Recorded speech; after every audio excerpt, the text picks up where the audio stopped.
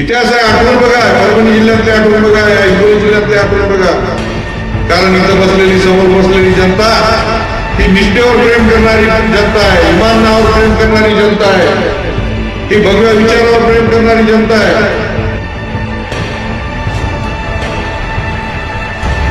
या महाराष्ट्रातल्या महायुतीच्या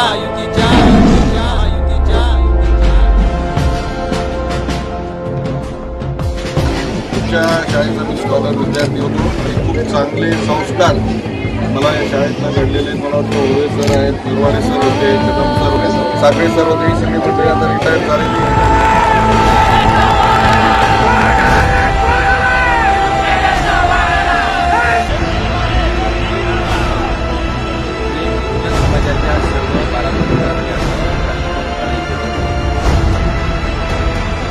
जिंतूर मोठ्या लावण्यापर्यंत रस्ता तुम्हाला सांगतो चांगला झालेला नव्हता.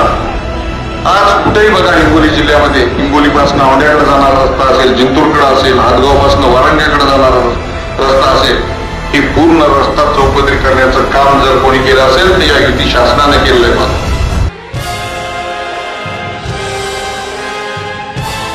येत्या 11 तारखेला शिवसेना, भाजप, रिपाई, रासप, शिवसंग्राम या पक्षाचा उमेदवार या त्यांना आपल्यासमोर उभा आहे. येत्या 11 तारखेला धनुष्यबाण या निशाणीवर बटन दाबून आपल्याला नरेंद्र मोदी यांना पंतप्रधान करायचं आहे आणि परत एकदा भगवा फडकायचा आहे. जय हिंद, जय महाराष्ट्र.